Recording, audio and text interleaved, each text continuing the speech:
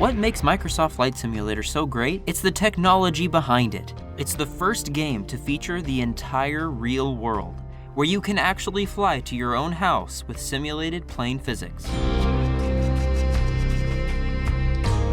The technology behind the game is what seems to be our first steps into the future of gaming, where we have the power of the cloud at home, streaming in data for our games, breaking the boundaries of what can be done with gaming consoles and PCs.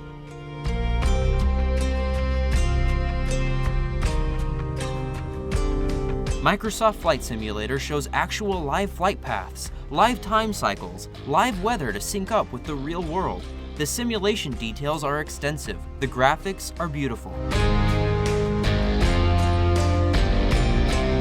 So where do you start with a game this big? The first thing we did was go to our house. Footage unrelated. Then, since the vast majority of my subscribers are GTA fans, I figured we would start this journey around the world in Los Angeles and do a side-by-side comparing the two games.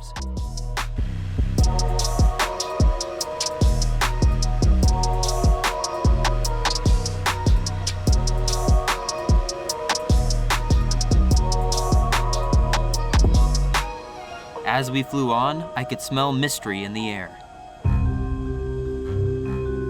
We had to investigate. We needed a slower plane so we could get some better shots of Area 51. So we abruptly landed. Nice landing, Derrik. Why, thank you, Ocean.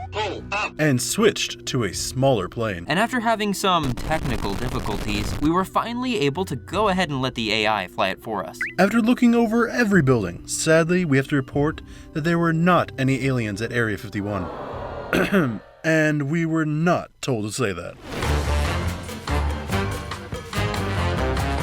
While demonstrating our expertly honed flying maneuvers at the expense of Las Vegas commuters, we finally happened upon our next destination.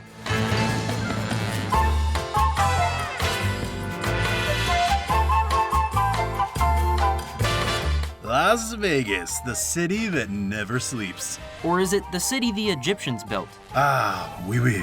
Such a beautiful copy and pasted culture blend. What stays in Vegas happens there too.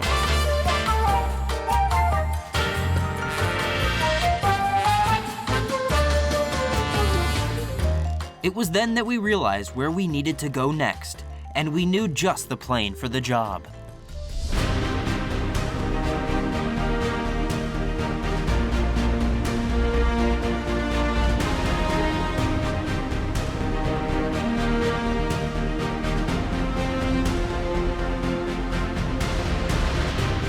I know what you're thinking.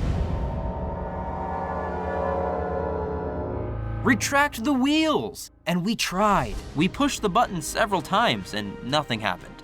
And since we're here, we felt it our responsibility to reenact one of the biggest events involving planes to happen in New York City. You asked for it, and we delivered. The Hudson River Landing.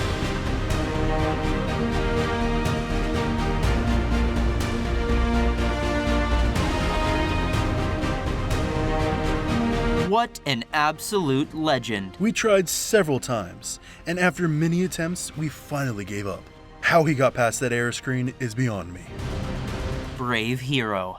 Speaking of water, it was time to cross the North Atlantic.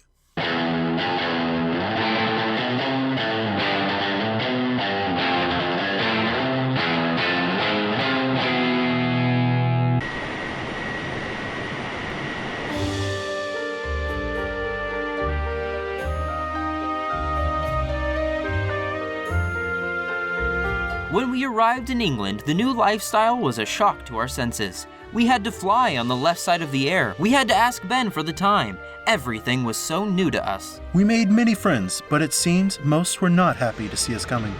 No. Here we see the Tower Bridge, not to be confused with this bridge, the London Bridge, which is about half a mile upstream. That's right, this is an educational video. This building is called the Shard. It's an 87-floor skyscraper, which apparently has pocket dimensions on the top floors. And next up on today's lesson is Buckingham Palace. If you look out the right, you can see the Queen. You just missed her. Oh well, on we go. Looks like we're out of fuel. We're gonna need a new plane.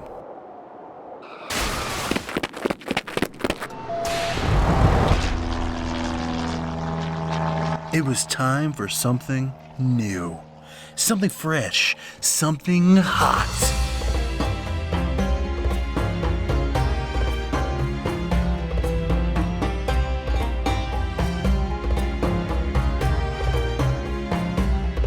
You know, there's a lot of mystery behind these pyramids and how they were constructed. There's no mystery at all.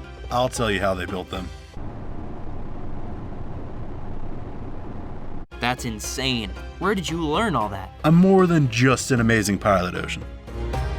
There are about 80 pyramids known today from ancient Egypt. In fact, when I was trying to find these pyramids of Giza, I idiotically thought these pyramids were it. This just goes to show that you should never put me in charge of directions. Are you sure this is the right way to Nevada? Yeah, we're set. It's a desert, and we're in the middle of the ocean. Are you sure about this? It really seems like you're lost. No, it's right around the corner. What corner? We wanted to get a closer look at these marvelous in-game models, but we weren't sure where any aircraft runways were. But after a little improvisation, we were able to take in the sights. What is this thing anyways? The Great Sphinx of Giza, commonly referred to as the Sphinx of Giza, or just the Sphinx, is a limestone statue. All right, I'm going back to the plane. We then found a way to abuse the system and immediately used it to visit space, where no one could hear me screaming.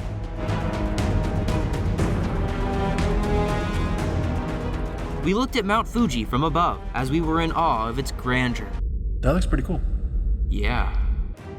And to rest up before the next voyage, We parked our plane at the peak of the volcano to take in the views. where should we go next?